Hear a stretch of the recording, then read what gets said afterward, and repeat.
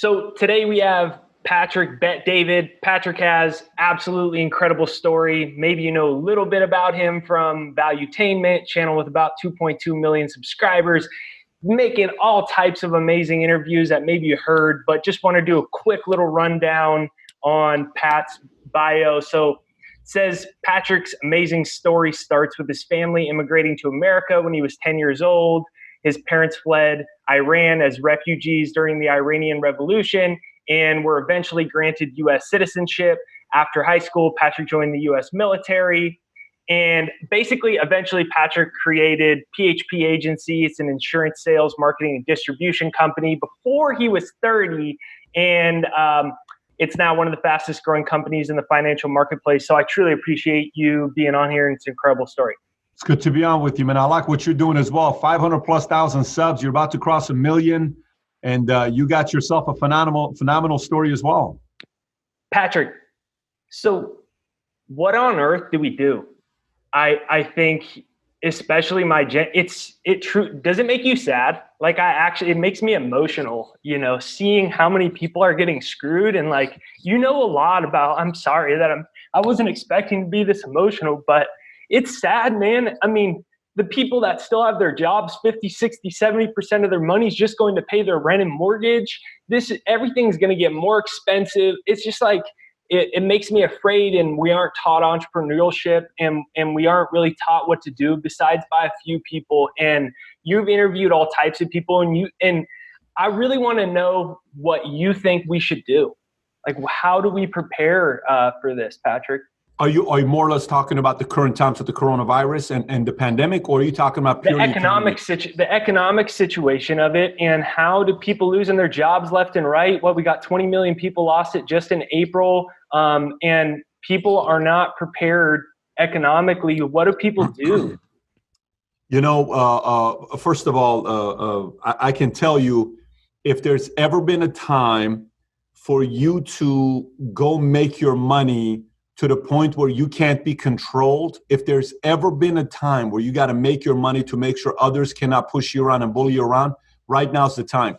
For me, if you think about a lot of times when a family is raised and they have a couple kids who don't have a lot of money, and one of them decides to come out of it, and you ask the question from them and you say, why'd you want to be a millionaire? Why'd you want to become rich? And he says, let me tell you, I was poor in my family. I told my mother, my dad, I will never be poor. There's a part where Dave Chappelle, in his recent hour comedy skit that he did, and he tells the story about him growing up with his dad, and they would never turn on the heater because they couldn't afford to turn on the heater. And he told his dad one day, I'm going to be a millionaire because I hate being poor. I hate being poor, Dad. He says, I just wanted to make money to not be bullied and controlled. And I think that applies to today. We almost need times like this for us to realize what we really have. What do I mean by this? You talk to any kid who's lost their dad or mom, and you sit there and you complain about your dad and mom to them, they are slowly, the more you complain about your parents and they lost one of their parents, the longer you complain, the more annoyed they get with you. And if you continue, they may even snap and say, listen, stop talking bad about your mom. And I wish my mom was right here right now with me. At least you got a mom to talk to. Stop talking about your dad this way. At least your dad's in your life. I wish I had my dad in my life right now. My dad died 7 years ago. That's the stuff that we're learning today. When a lot of people are saying, well, what about this? And what about that? And what about America this? And what about business this? And what about business? And what about capitalism?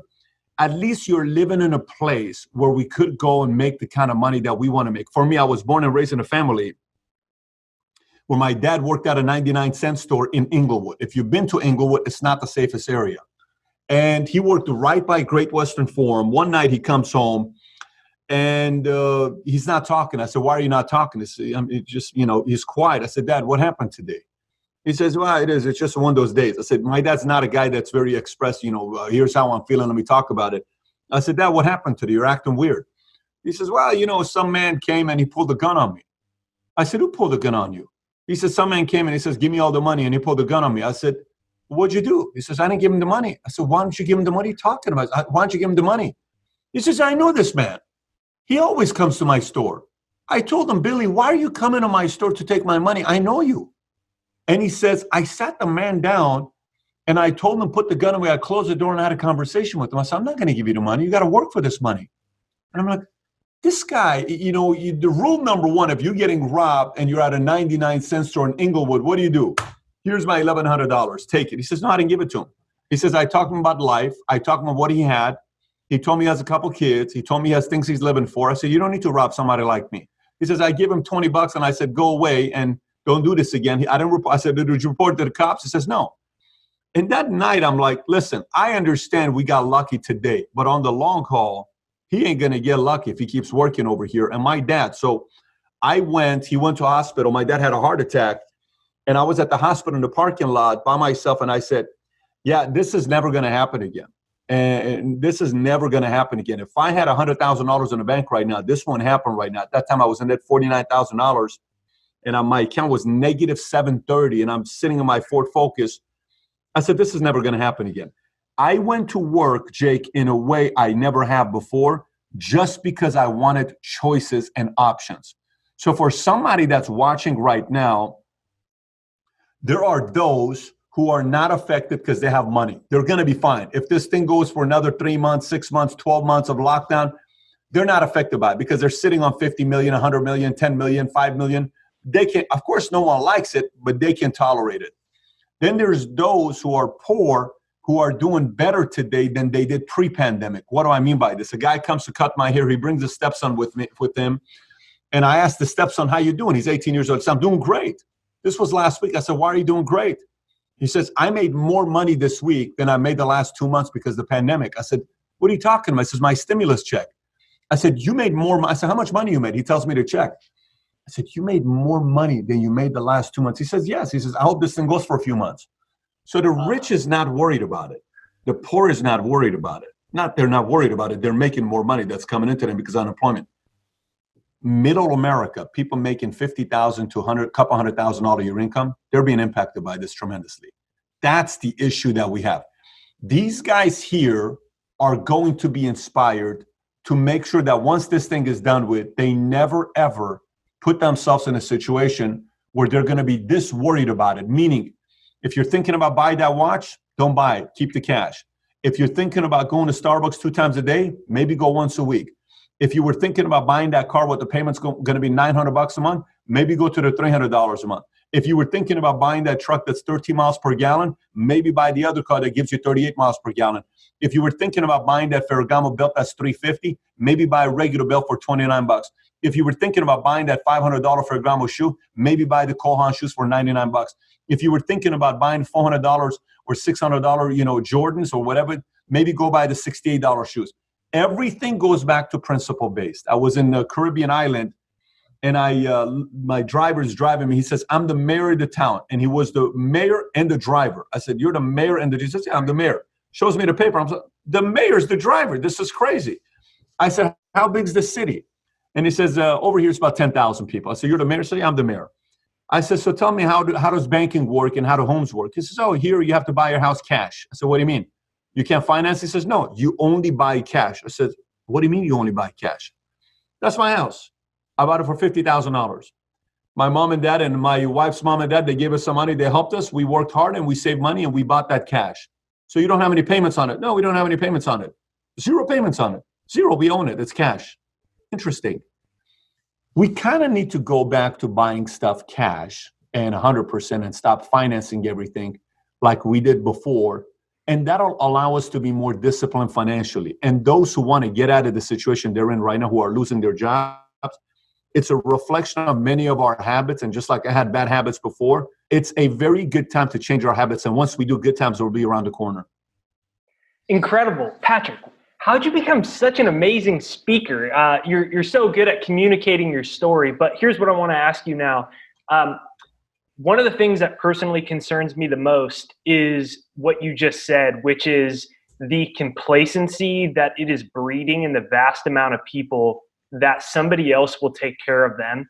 And that's not only bred within people that are getting unemployment and making more money than before and stimulus checks and they're in anticipation of this lasting for forever, but it's also the top 0.5 of 1% that no matter how bad of mistakes they make, if they're in the right industry, somebody else is going to finance their mistakes anyways. But what I'm more concerned for is the average person, right? And and my concern is that, I mean, I guess maybe they think that universal basic income will come about from this shortly hereafter. But what happens to the people that are to so many of us that are relying on somebody else to take care of us? How do we break out of that complacency? And what's the problem with that? Coming from Iran, seeing what happened in the revolution out there, you are the epitome of someone who has used entrepreneurship to practice real spiritual, mental, and emotional freedom for yourself, for your friends, for your family. And that's what capitalism and entrepreneurship has done for you. Yet I see so many people that are not prepared at all. What happens if the money goes away? What do they even do if this money everyone's getting is gone? So let's talk about that. Let's say somebody says, Pat, if they pay me $2,000 a month, man, I can stay home and live a regular life. I would be totally fine. Fine. Let's talk about that. Let's dissect that. Let's unpack that.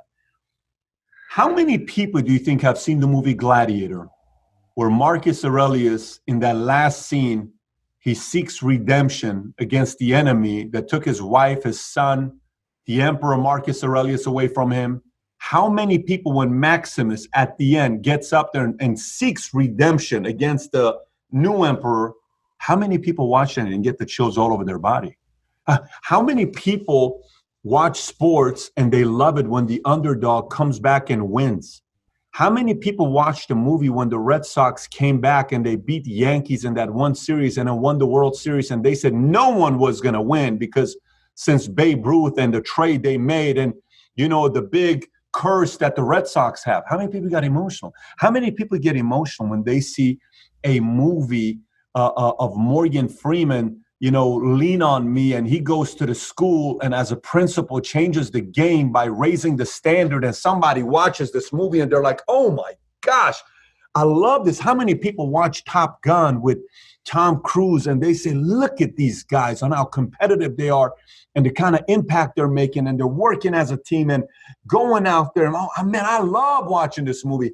How many people watch these kinds of movies? How many people watch Braveheart and get emotional with the soundtrack? How many people watch any of these movies? Even a movie like a John Q, when you see the father telling the kid, hey son, my son's gonna bury me. I'm not gonna bury my son. And son, when you get a chance to make money, make your money. Go make your money. In the movie John Q. How many movies like that? How many people watch them and at the end they go like this? No feelings. How many people watch the movie and at the end they're trying to wipe their tears without anybody seeing it? And for a couple hours, they think they're Maximus. For a couple hours, they think they're Top Gun, Maverick. For a couple hours, they think they're Rocky, underdog, goes and beats the enemy. For a couple hours, we feel like that. Why do movies like that move us? Here's why. Because deep down inside, none of us were put on this planet to be average and ordinary. None of us. A group of people convinced us of it, and we bought it. And it was for sale, because everyone buys it. A few people don't buy stuff that's for sale. A few people want to pay full price. A few people sit there and say, this message is convincing of $2,000 a month. But what does $2,000 a month really mean for me? It means I'm stealing away you ever finding out what your capacity looks like. You really okay with that? I read a book a long time ago about this guy that goes to heaven, and he's talking to St. Peter. And he says, hey man, I got a question for you. He says, what's that? Whatever happened to the greatest general of all time? I'm just curious. Who was really the greatest general we ever had in the military? He says, you really want to ask that question for me? He says, yeah, who was it? Was it Patton? Was it Napoleon? Was it Alexander? Who was it? He says, what a dumb question you're asking. He says, why am I asking a dumb question? He says, the greatest general in the army was supposed to be you. But every time it came down to you making a decision, you took the easy way out. If you would have gone in the military and given your best, the history books would have written about you as being the greatest general of all time. But you messed up. See, that to me is painful right here. Why? Imagine you can watch a movie and technology comes out where you take your blood and you put it in this nice little container and the computer does its own things and says, what kind of potential does this person have here based on their DNA? And they look at it like, oh, this person has everything it takes to one day be the president of the United States. This person's got everything it takes to run a $3 billion company one day. This person's got everything it takes to be one of the best journalists of all time. This person's got everything it takes to one day raise a great family, be an incredible mother, and give birth to a man that's going to be a president and change the history books forever. That's how capable you are. You're willing to sacrifice that for $2,000 a month? I'm not okay with that. And I know people watching this are not okay with that as well. So be very careful what messages you choose to buy. Just because a politician is a great communicator doesn't mean their ideas should be bought. Just because a senator, a congressman gets up and they share their ideas with you, and you say, yes, I love her energy. She sounds so enthusiastic. I'm amazed by this woman here. It doesn't mean you need to buy. There are a lot of great salespeople out there. Be very careful what things you buy, because sometimes buying is not about me buying a car from a used car salesman, or me buying a suit, or me buying a watch, or me buying a shoe. Sometimes the scariest things to buy are bad ideas. When somebody buys a bad idea, oh my God, a bad idea can ruin your life for decades. Let me say this again. A bad idea can steal decades away from your life. I go to funerals, cemeteries all the time. When I was studying for my Series 7, I studied right next to my grandmother's plot. When she passed away, my dad is in love with his mom, and I admired how much he loved his mom. I would sit next to her plot, and I had my car at that time, the Ford chair that they would have, and I would study my Series 7 right next to her plot for hours. And I would walk around during my breaks, and I would go look at last names. Yeah, I don't know that last name. Don't know that last name. Born in 1939, died in 1991. Okay. Born in 1928, died in 2001. Okay. Boom, boom, boom, boom. I wonder if this person maxed out their lives. Huh. You think she maxed out her lives? You think he one time maybe gave up on a dream, and because it was an easier decision out there to give up on it, and maybe he regretted it? How come I don't know these names? Oh, wow, I remember this name. Look at this. I know who this person is. That's crazy. That's his plot. Wow. What is the difference between this guy and the other 200 people here? What is it? There came a time where one of them bought the wrong idea and one of them bought the right idea. And the rest is history. You got to be careful what ideas you buy today. The wrong one can ruin your life. Oh my gosh, that's incredible. So you actually did that. You actually went to the grave, and that's how you studied. That's where I studied for my Series 7.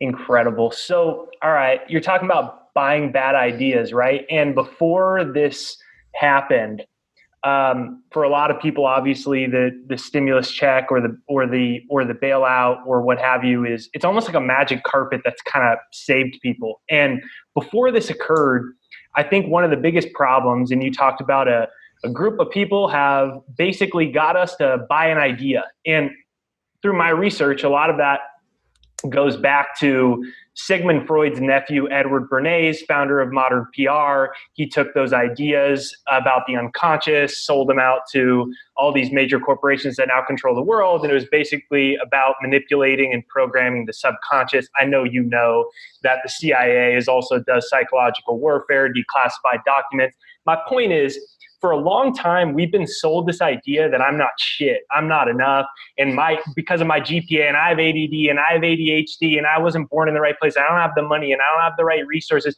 and we just bought this whole complex that we aren't like Steve Jobs, or we aren't like whoever it is. We aren't like Patrick Bet-David. We aren't like Kobe Bryant. We aren't like any of these people. And we bought this story. Well, my dad wasn't even that smart, and my mom, and we bought this whole idea of an inferiority complex that we've so attached into our biology, into our cells, into our nervous system, into all of our emotions. It's wired into the hardware of our neural networks of our brain. And you came from Iran, and I would think, being a white dude growing up in America, I would think you coming like that would really have a complex of inferiority and think, well, how could I possibly build this huge $100 million thing and be this person inspiring millions of people? And you're from Iran and you did that here, yet we have all these people all over the world that were born in a lot better circumstances and situations, yet you seem to not attach to that story. And I think that's the core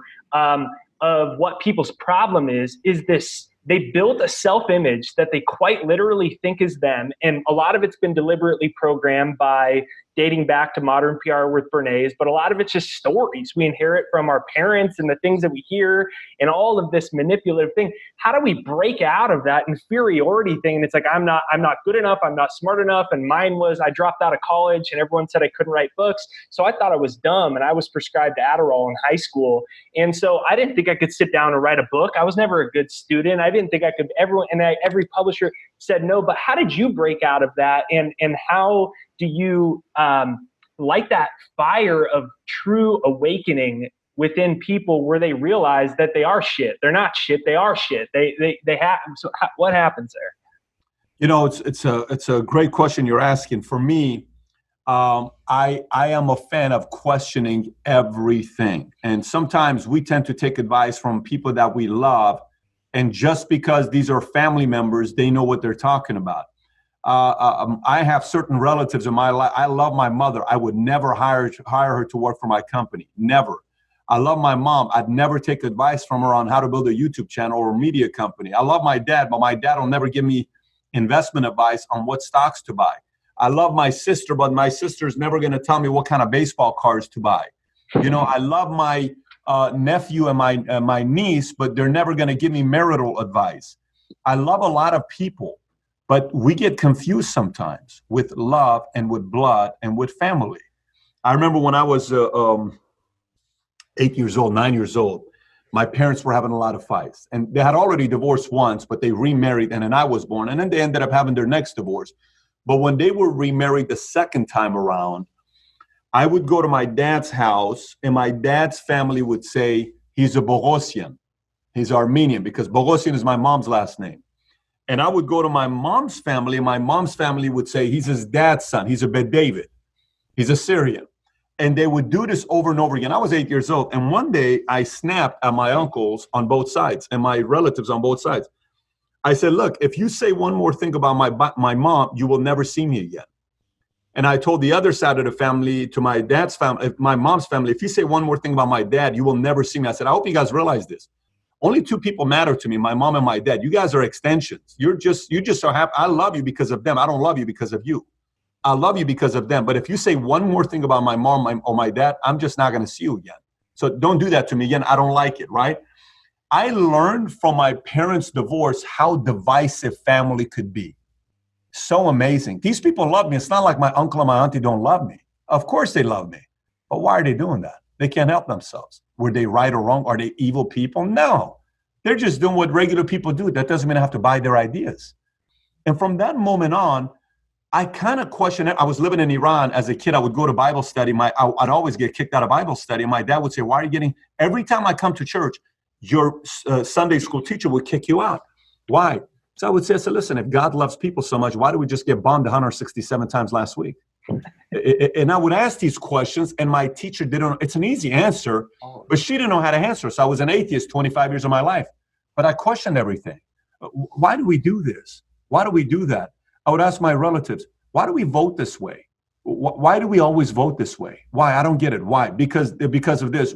How much you know about the other side? Why? Why are we Christians? Why are we this? I'm always asking. Yesterday, I'm interviewing Bobby Kennedy. We did a 3-hour exclusive interview with Robert Kennedy Jr., which will premiere tomorrow. And I said, Bobby, you have a very strong opinion about this topic. And even your siblings came out and they wrote an open letter to you. And the open letter says, RFK, we love you, but you are wrong. We disagree with you. I said, how do you feel about the fact that your family, your own relatives wrote a letter like this to you publicly? He says, it means nothing to me. I said, why not? He says, Patrick, I'm a Kennedy. There's 105 children who are Kennedys. He says, every night in our family of 12, when we came home, my mom and dad taught us one thing. What's that? At the dinner table, we were forced to debate every night. My dad would say, what do you think about LSD? You think it's good for you? What do you think about the fascism and what's going on in Italy? What do you think about Russia? What do you think about this? What do you think about communism? What do you think about capitalism? What do you think about the presidency? Who do you think is the best baseball team? What do you think about this ball? Who's stronger, men or women? He says, every night my mom and dad wanted us to debate constantly. So what happened? All of Kennedy's, all they want to do is what? Debate, debate, debate, make arguments, debate, debate. And Kennedy's become one of the most prominent last names in the world. Obviously, they got a lot of no last name that comes with perfection, have issues in the past as well. But what is the moral of the story here? Here's what it is. They questioned everything. The most powerful people that change the world, they question everything. They don't just sit there and say, okay, yeah, oh, okay, yeah, yes, 100%. No, you question everything. You question your mom, your dad, the way you were raised, their philosophies. Because if my mom and dad really know how money works, why were they never rich? Why didn't they have money? You know, if my mom and dad, like my mom and dad, I don't question them when it comes to cooking. They're incredible cooks. I don't question them in a lot of different areas, but there's certain areas you question them. So for the people that are sitting there saying that many people for their lives have told me, you got ADHD, you got this, you got that. I was a kid that grew up and I would always follow butterflies. I'd get distracted all the flipping time. Well, this guy's got this or that guy's got this. My kid, I went to school and a teacher sits me down and says, we want to talk to you about your son. When it comes down to my kids, I'm right there because I know what's going to happen. I said, what would you like to talk about my son with? And I'm very respectful and said, well, you know, your son has a hard time paying attention. I said, okay, what's your point?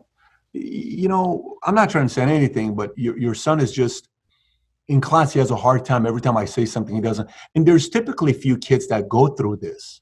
I said, okay, yeah, he's a kid. No, but it's not everybody. Not all kids are like your son. Not everybody is the same. Yeah, but it's not. I guess the angle I'm trying to take with you is I'm trying to say, it may not be a bad idea for your kid to go see a psychologist. I said, okay, yeah, no problem. We go see the psychologist. Now I know where they're going with this. So I follow everything they recommended. We go to see the psychologist. Yeah, I think there's some recommendations we can make because there's some proper medication for your son. I said, me ain't gonna take nothing. Why? He's fine. So one day he comes to my office, and it's so funny. We sat right here. There's a picture right behind me is where we sat, and my wife took the picture because he was crying. I wasn't even looking, and she just took the picture. While I'm talking to my son with an angle, she took the pictures. My favorite picture with my son and I. Even the quality picture isn't good, but there's so much meaning behind it. And I'm sitting here, says, Dad, friends in school tell me I'm weird. I says, buddy, that means that's good. I said, my entire life I was told I'm weird, buddy. I said, you and I are both weird. We're going to do big things together. Don't worry about it. This kid lit up. He lit up. He starts crying like I've never seen this kid cry before like this. He was so excited to be weird. He was so excited to be weird. I'm like, buddy, you're going to be fine, man. Let me tell you. I said, look at Einstein. Einstein was weird.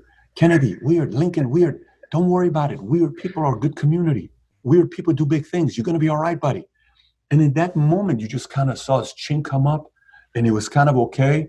And when people started saying stuff to him again, he felt more confident about it. But yeah, it's a mindset, man. You cannot, just because somebody loves you, just because somebody's a friend, just because somebody's in a position of authority as a teacher or a professor, you cannot let that person's truth become your truth.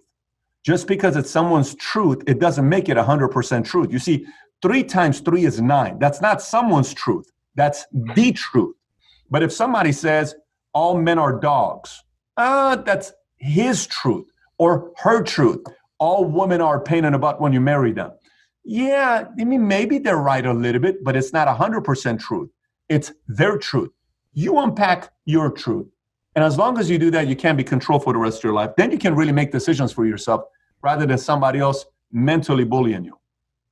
Amazing. My favorite quote, I wrote it in one of my books. It says, it's better to appear strange to others than to be a stranger to yourself. And it's always been one of my favorite things that I had to tell myself. Okay, so fear and inadequacy. When you came and you started your agency when you're 30 or before you were 30, and I think that's really what comes next for most people is it's really that inadequacy fear, and that comes up. Did you have that, especially kind of the coming from Iran and then being like, I'm gonna become a multi-millionaire in America and I'm gonna like. No. I'm not gonna lie. I was always a dreamer. Like I was a guy that if you went to school, like if you walk with me from junior high school to home, the 30-minute walk that we had, I would ask you, hey, Jake, would you rather be a millionaire? Would you rather be the richest man on the planet, the president, Michael Jordan, Michael Jackson, or the greatest general in the world? Which one would you rather be? And we would talk about it for 30 minutes. Oh, I would rather be the billionaire. Why would you want to be the richest man? Why not the greatest athlete? Imagine the kind of attention Michael gets. Billionaires go watch Michael play. Oh, I would be the president. Why would you want to have that kind of a life as a president? Everybody criticizes you. Yeah, but you make all the decisions. It was always about dreaming. But I mean, I grew up without any kind of positive reinforcement and any kind of you can do this or you can do that. I never in my life played organized sports. Never.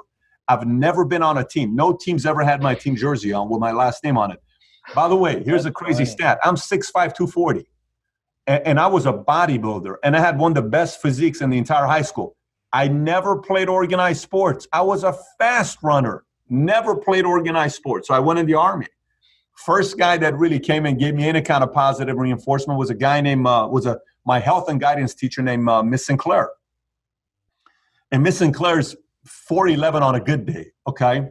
But she was a major in the Army. And she was a reserve major. She became a colonel eventually, but she was a major in the Army. And she told me, she says, you may want to consider military. So Jesus Guerra came and recruited me, and I eventually went in. And I went and joined the Army, and that became my route. I was going to do 20 years.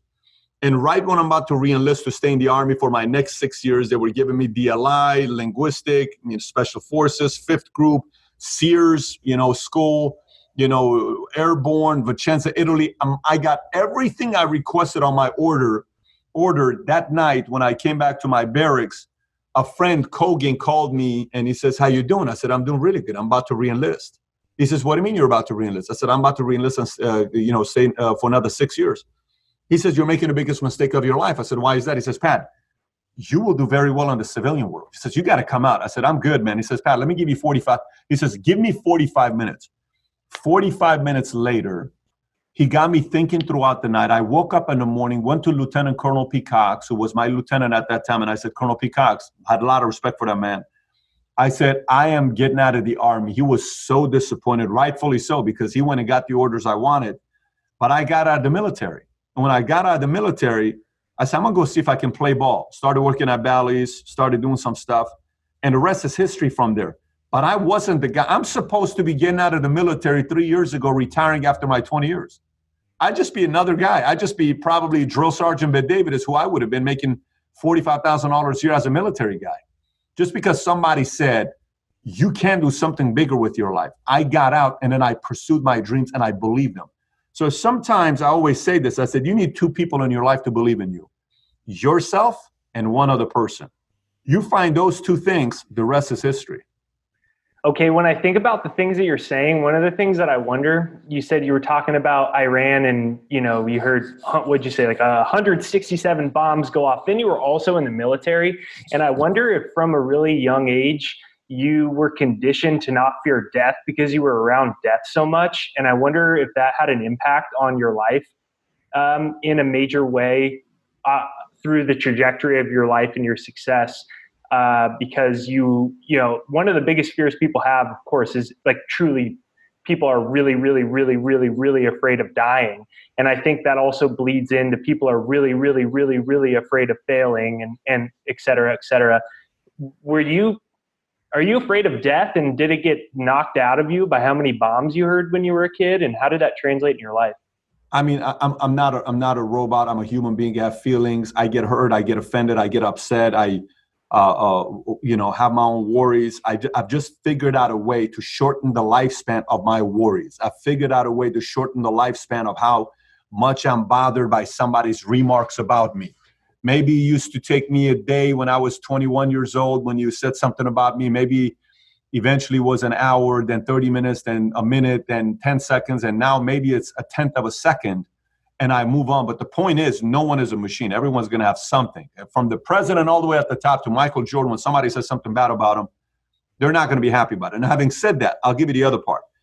My biggest fear is not experiencing and meeting the full potential capacity Patrick Bet David. That's my biggest fear.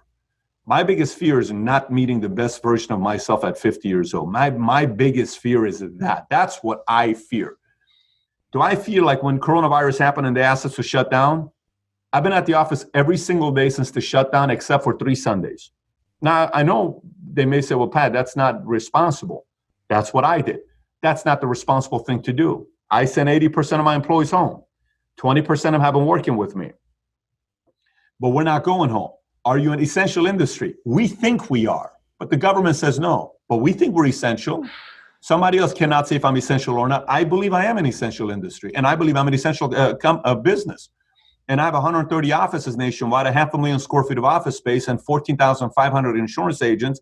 And we feel we're essential. Now, why do you go to work every day? That's not responsible. The government was willing to give you a couple $1 million to bail you out. Here's how much money I took from the government. We were supposed to get a $2 million check. I told my board and my CFO, I don't want a penny because we don't need it. Let somebody else take it. Harvard goes and takes $8.55 million from taxpayers, and they got $40 billion in endowments. Lakers took $4.6 million after a ton of criticism. They gave the money back. Harvard took $8.55 million. Are you out of your mind? Yeah, we're not taking the money, but I'm coming to work. Why are you coming to work? Here's why I'm coming to work. I have 3 kids. I have an 8-year-old, a 6-year-old, and a 3-year-old. My 8-year-old is here today. The 8 and the 6 swap. He comes 3 times a week. The 6-year-old comes twice a week. When he comes to the office, I bought him a basketball right behind my office, behind this wall. There's a hoop. They each shoot 52 shots a day. They're supposed to shoot 50, but you always got to do 1 more, and they've decided to do 2 more. No problem. Then they need to read 20 pages. The oldest reads 20 pages. The middle one reads 10 pages of books. Then they read a documentary I choose, and they watch the 1-hour documentary, and they tell me what they took away from it. Per those 3 they do, they get to watch a cartoon or play a little bit. I have slides here, I have video games, you have an arcade here, I have a gym here. I have a bunch of stuff here, ping pong, everything you want to do on my headquarters. I'm at my office. This is not my house. So why do I come to work? Here's why I come to work.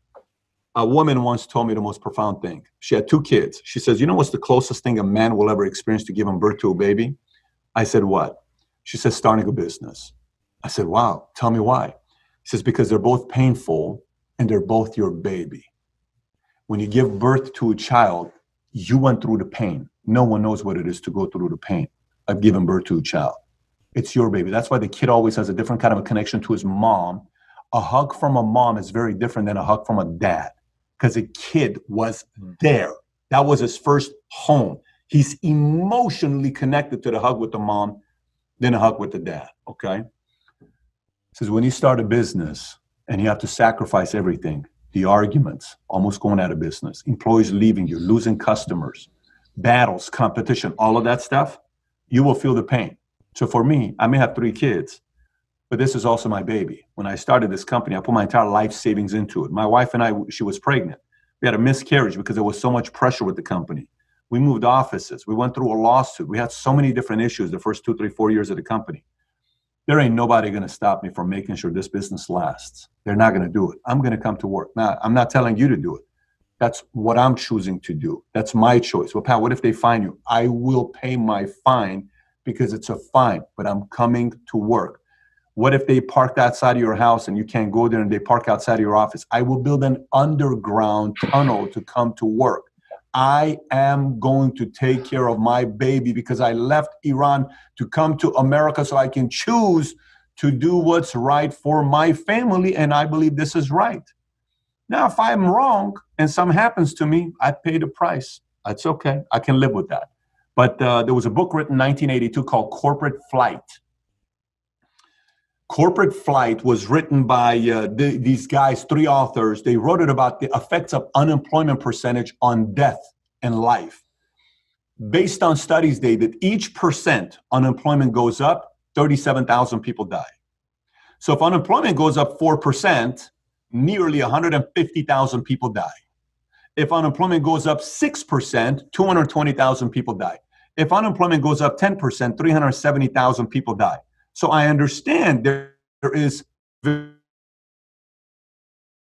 virus, but we also have to keep in mind that every time unemployment goes up, 37,000 people die per percent. If that is a factual statement and a number, we would probably look at the ways we're handling things today differently. I'm not saying 50-year-olds and up or 60-year-olds and up need to go to work. I'm not saying to be irresponsible. I'm not saying to do a lot of things, but I am saying to be proactive and not make some of the decisions that we made that are affecting many people's small businesses, because that small business is someone's baby. And you're telling somebody to let their baby go and, go out of business. That's a very painful experience. You talk to any founder that's given birth to a company and a business, they will tell you how emotionally attached they are, as well as their first 50 employees who were part of building that company. So for me, yes, we're talking about death. Yes, we're talking about all this stuff. I'm not here to act like I'm a macho guy and I'm not afraid and all this other stuff. I'm not a fan of heights, and there's a lot of things I'm not a fan of. And, I'm just like anybody else. I have my own set of concerns and fears and worries. But when it comes down to it, and I'm by myself and I'm sitting there and I'm doing my proper research, and then I'm able to make a methodical decision based on the data that I've gathered, I feel very confident making my next moves based on where I'm currently at. I wrote a book that's coming out with Simon & Schuster on August 18. They just created the launch. It's called Your Next 5 Moves. I've been working on this book for several years now because a lot of people are asking me about, what do I do next? What do I do next? It's one of the most common questions. So if you were me and you were in this situation, what would you do next? In the game of chess, you have those that become grandmasters, Magnus Carlsen, grandmasters. The everyday guy that plays chess, they know their next 1 move to 3 moves. These are amateurs. I know my next 3 moves, right? The pro knows their next 5 moves. The master knows 10 moves. The grandmaster knows 15 moves. They know what they're going to be doing. It's a typical thing with a strategist in life, an entrepreneur, a general, somebody that wants to win. They typically know what move they're going to be doing. The challenge what most people make is they make move number 13 on move number 2, and they fail. Sometimes you're too impatient about making your next right move. So I wrote that book specifically on knowing what your next 5 moves are for this exact conversation we're having. If people were a little bit more methodical about their next 5, 10, 15 moves, they wouldn't fear as much as they fear today. Okay, so I probably could have got a couple hundred G's myself, and I especially if I tweaked it here and there, and I was like, I don't need the fucking money, and like I saw that it was running out. Then afterwards, I saw Lakers, all these people took it, and I sat down. I said, I need to, I can figure it out. And for me, it was putting down some of those moves. How do you go ahead and you look at making those moves in the face of everything going on right now economically, people being shut down, and people saying, Pat, I hear you. I want to make more money. I want to be an entrepreneur. I want to figure it out. I don't know what to do, or I don't have the money. What do you do to get that type of mindset you just described and make those steps? Fastest way to get it is work with somebody that has it. Fastest way. I tweeted something out today and I said, culture is created. Most people become the culture they live in.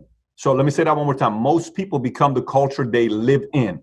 The right culture produces strong leaders. The wrong culture produces weak leaders. Make sure you choose the right culture. What do I mean by this? You ever seen the movie American Gangster? Yep. You know the scene where at the beginning he's at the furniture store and his boss has a heart attack after they gave away a bunch of turkeys? Mm-hmm. Who did Denzel become? Frank Lucas became who? His boss. Why? He's around him all the time. Have you ever seen how many people came out of PayPal and what kind of companies have built from the people that at one point were at PayPal? Jack Dorsey, Twitter. Peter Thiel, Facebook. Elon Musk. You can literally go through a list of names. Why? That PayPal culture gave birth to beasts. Beasts, not regular people. You can go look at players that came from North Carolina Tar Heels under Dean Smith. Incredible players. Worthy, Sam Perkins. You got Michael Jordan. You can go look at coaches that came from John Wooden, kind of players they became. It's the culture. The fastest way you can go become a massive influential entrepreneur is first become an incredible intrapreneur working for a great entrepreneur. An intrapreneur to me is somebody that works for an entrepreneur. They think like an entrepreneur. They work like an entrepreneur. They treat the money like an entrepreneur, but they happen to work for an entrepreneur. They're the intrapreneur within a company. They think like one. They eventually end up owning a piece of the company. They eventually end up becoming the C-suite executive of the company, or they eventually end up starting a company and doing what that entrepreneur did. So the fastest way to do it is go shadow somebody. You'll have an edge over everybody else who tries to do it by themselves. So when you look around at everything right now. What are you doing with your money? I saw you tweet a little picture of your goals, and I noticed in the bottom left corner you had a 1 ounce gold bar. Are you buying physical gold, gold stocks, anything else you're buying? Are you sitting on cash? I heard you talk to Danielle DiMartini Booth about gold. Curious, what are you doing with your money, and what are you doing? That picture is a kilo bar, by the way. That's a kilo bar, the bar of kilo picture that I posted. Yeah. So for me, how many kilos is an ounce? Well, you figure an ounce is probably $1,750 right now, and a kilo is selling for about $58,000. Okay. So about 30, give or take. So 32, something like that. But yeah, so that's one of the things. But for me, I'm looking for opportunities today in the marketplace. Here's what's the best way to explain it is this: if you look at whatever industry you're at, and you take this industry, say this is your industry, and this is a pie. Okay, within your industry, that's your industry. All of those are different businesses or competitors. Let's just give them names: A, B, C, D, E, F, G, H. So this is how it looks like pre-pandemic. Okay, that's what it looks like pre-pandemic. Post-pandemic, this is what happens.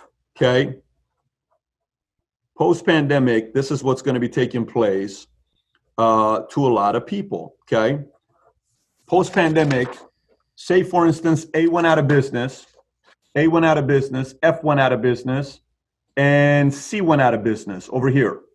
If Right. C went out of business, then all of a sudden the pies become bigger. B got bigger, H took over a lot of A's market share, G got bigger, E got bigger, and D got bigger, right? What does that mean? Not everyone's going to survive. There's going to be 3 different types of companies right now: those who shut down, those who are plateauing, same, they survive, and those who become stronger. Those who become stronger, you can't do anything about those that shut down because they spent too much money, they were not tight enough, they didn't have a lot of liquid. So they made bad decisions in the past that kind of hurt them to not be able to make stronger moves today. Those who plateau and they, just survive, they're fine. They're doing better than those that shut down. But those who come out stronger, they typically take the money and they invest it in talent. They either buy businesses, they either invest into their technology to speed up the process, or they take that money and figure out ways to kind of get some more customers that they weren't having before, because that customer brings out more value to your business than it would if I go buy a mutual fund. If I buy a mutual fund today and say it makes me 35% next year because the market's going to come up, even that 35% is not as much money if I have a business that I can reinvest into that's going to make me 180% on the money that I made. So for us, we went and acquired a lot of talent from big insurance companies that fired a lot of great talent. Because of this downsizing, I got talent that would typically be more expensive. They're free agents today. I got them a little bit less than what I would typically pay in a market value. We went and invested heavily into technology. That technology is going to speed up my process. This last month, just yesterday, on the last day of the month, we got 1,689 new policies on the last day of the month, okay? I get this message end of the month, and she tells me, you got 1,689 policies on the last day of the month. Last month, we sold somewhere around 6,500 to 7,000 policies. Each policy takes me 15 minutes to process. So if you take each policy, 7,000 policies times 15 minutes, that's about 105,000 minutes. 7,000 policies times 15 minutes. If I can take that 15 minutes to 2 minutes, that means 2 minutes, that's 13 minutes times 7,000 policies. That saved me, that's a lot of money right there, right? If I take 13 minutes times 7, that's a lot of money that I'm saving right there. It's about 90,000 minutes I'm saving. 90,000 minutes into hours divided by 60. You do the math, you're saving a lot of money. We invested into a technology that takes our 15 minutes down to 20 seconds. That 20 seconds saves me millions processing over the years, right? So I went investing into technology. I went investing into acquiring. I went investing into talent, and I went investing into clientele. That's what I did. That's what I did. On my social media side, the last 30 days, we've had our biggest subscribership ever in the history of the organization.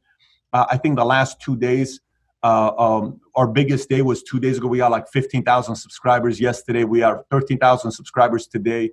We've had 170,000 subscribers last 28 days. Our viewership is high.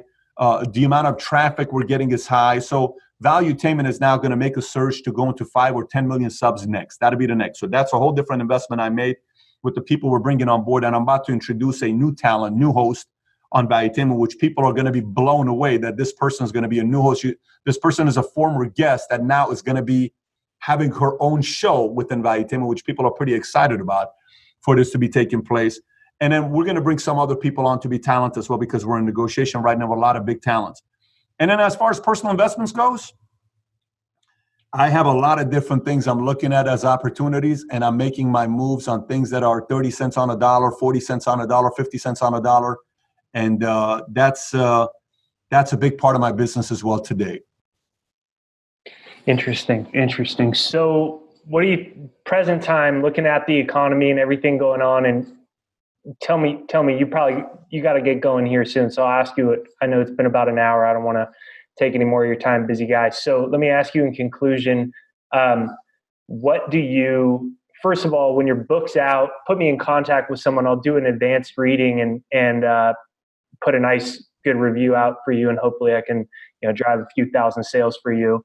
So second, when you're looking at everything going on right now in the economy and you see the shutdown happening, you see everything going on with coronavirus and obviously the types of people that you're talking to, what do you make of all of it right now? You think we got to reopen here? What's your conclusions and your viewpoints right now from the social and political dynamic of everything going on with the shutdowns and the virus and the infinite money printing by the Fed and et cetera? I think Dr. Fauci is a very experienced man to give us advice on viruses, but not experienced to tell us about the consequence of economy. His specialty is not economy, it's viruses. And that's his specialty. And we ought to take advice from him on that. We ought to allow economists to give us data on what happened when FDR. Did they shut down the government? Did they shut down the economy? When we had other pandemics that happened in the past with AIDS, did we shut down the economy? We didn't shut down the economy. Why didn't we shut down the economy? There were a lot of people that were worried about AIDS pandemic that was going all over the place. They did not shut down anything. So we have the right people in the right areas, but they're given advice in areas that are not their specialty. So I would probably minimize a Dr. Fauci giving counsel on what to do with the economy. He can give counsel on what to do with the virus, but that's only one area. When it comes onto the economy, it's got to be somebody else that has experience in that area. So maybe President Trump may need to have an economist that's giving more advice on that area. So for me, I'm working. So I can't tell other people what to do. I'm working myself. I do believe there's going to be a lot of people in the middle area that are going to get killed. Poor and rich is not going to be affected. Middle America, small business owners, they will be affected. Businesses with less than 500 employees, they will be affected. They're going to take a hit. And some of them are not going to be coming back. And when they do come back, they may go out of business 6 months after they come back, because even when they open up and they have to pay all these people to work, that doesn't mean the amount of customers are going to come in for the amount of employees that they're going to have. So the math may not make sense to be sustainable. So for me, I do believe we have to work our way towards reopening up the economy. I'm in Texas, so they're working on that right now. But I'm in that position. And if we do that, I don't think coronavirus is going away anytime soon. I think there are many viruses that come and they stay. When AIDS first came, people were afraid of going on dates. They were worried about what's going to happen if I go and have a one-night stand. What's going to happen if I go to a club and I meet somebody? What's going to happen if I go? They were afraid for a long time. And that's not the case today. People eventually ended up going back to normal. The same thing's going to happen, but a bigger part's going to be, I would add one more person to Trump's administration to give us a little bit more counsel based on history. Who would you add? There's a lot of economists that you have to go, people that are a little bit older, that have been around to study all of them. You got the If you were him, who would you personally add? I wouldn't add one. I would add like for instance, give me your team. If you were president right now and you were Trump, Who would you, out of everyone you're talking to, everything you think, who would you? I would add 2 and 2 of opposing beliefs is what I would add.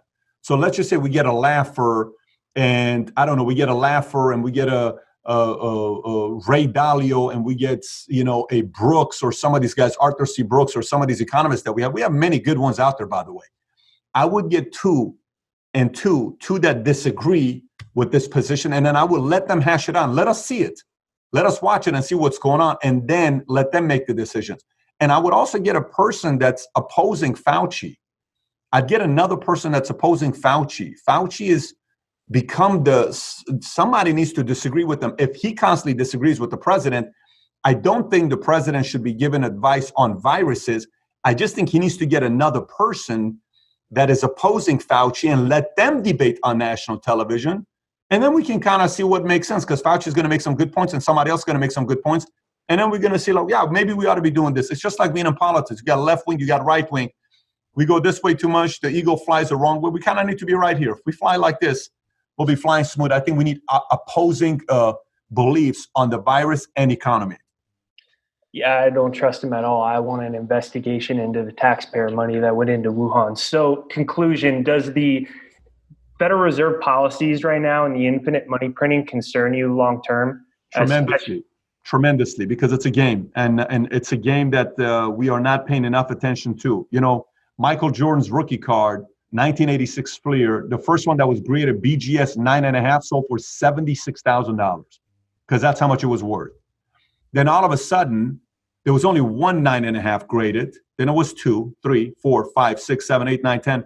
Then all of a sudden there's 100 plus. That same card today is worth 10 grand. The person that paid $76,000 for that card 13 years ago, that card's only worth $10,000. Why? Because there's so many printed. Makes the value go down. Same thing happens with the dollar. We can't constantly be doing quantitative easing and bailing out these too big to fail companies. You got to let these companies fail. Look, the whole thing about a forest fire. There are 2 different kinds of forest fires. The kind that's a bad forest fire is what? I'm smoking a cigarette. I'm irresponsible. I throw it. That's irresponsible. I'm a 12-year-old kid. I'm playing in the forest with fire. That's terrible. That's irresponsible. Then there is natural forest fire. Natural forest fires happen, and they're needed if you talk to a person that's an expert in that area. Why do they need to happen? Because every once in a while, these trees have gotten so powerful that they're hogging all the sun, all the vitamins that's coming, and the bottom of it, no one's getting it. So it's dark. If you ever go walking in a forest, it's dark. When those trees burn down, it gives birth to the next plants to come up. It's beautiful green a couple days later when there's a forest fire. Why is that? It's because that's a natural process that needs to happen. There are many big companies that need to go out of business, and they've been stealing way, way too much sunlight, and they need to give birth to the next small business owners to come up. So I'm not a fan of constantly bailing these guys out. We need to kind of get the next generation of entrepreneurs to come and rebuild new companies, better products, better service, better opportunities, better pricing for the clientele. And the only way you do that is if these guys are too irresponsible with their money, let them go out of business. By the way, people are too worried what happens if we let go of the too big to fail. They're not going to go out of business. They finally go to bankruptcy law, which means they stop paying their debt, and then someone's going to buy them dirt cheap, and then the block goes over there. That's what happens. They don't disappear. Someone buys them. Merrill Lynch bought by B of A. Countrywide. Oh my gosh, you're going to go out of business. No, B of A bought them. But they bought them for nothing. WAMU went out of business. They were a $330 billion company. Chase bought them for $1.9 billion from $330 billion. We got to let a lot of these companies go out of business. So no, I'm not a fan of what the Fed is doing. My concern is that it's going to keep going, that while it should happen, it's not going to happen. And down the road, we're setting ourselves up for a bubble with the dollar after all these international debts are repaid, and that it could be a collapse of the dollar long term. Very quickly, do you just forget about that entirely and just focus on trying to grow your business as best as you can? Or is there anything you're doing, buying gold and working on your business? You got to look at gold. You got to look at gold. You got to look at gold. Yeah, because if let's just say we go back to gold standard, we're not going to go back to gold standard at $1,700. The math won't make sense. If we go back to gold standard, it's going to be I don't know, 3,000, 4,000, 5,000, some say 10,000. Jim Rickard says 50,000. You know, whatever the number is going to be. If we go back to gold standard, I don't think it's a bad idea to keep 5% of gold in your portfolio. I've been saying that for a good decade. I don't think it's a bad idea. As a matter of fact, right now, it's so funny. I'm running an incentive right now. A March Madness type of a contest I'm running in my company right now. You know what I'm giving to first place? A kilo of gold. Oh, to first place. To second place, I'm giving 5 ounces of gold, and everybody's getting a safe, like a $10,000 safe, $3,000 safe, $2,000 safe. And second place gets $20,000 worth of stocks and FANGs, Facebook, Apple, Netflix, Google, and a couple shares of Berkshire Hathaway B, not the bigger one. But that's what we're doing. We're getting our guys to pay close attention to gold for themselves. And I'm an insurance company, but I'm giving away gold right now. So yeah, I think you ought to think about it. Stocks, when you're looking at the paper aspect, of course, physical gold. Are you playing with any gold stock? I'm not playing with any gold stock. I'm just playing with gold because gold, to me, people look at gold as an investment. I don't look at gold as an investment. I look at gold as money, as cash. So, you know, I'm in an insurance business. Everyone's going to die. You don't buy insurance because you're dying tomorrow. You buy because in case you do, your family's not going to get stuck with a lot of different things, right? So I'm in the business of preparation. Gold is the same buy. You're buying gold in case shit were to hit the fan. Guess what? Your family's going to be fine because you made wise choices. Thank you so much for your time, Patrick. Truly appreciate it. Appreciate you, buddy. Thank you. Yeah, thank you.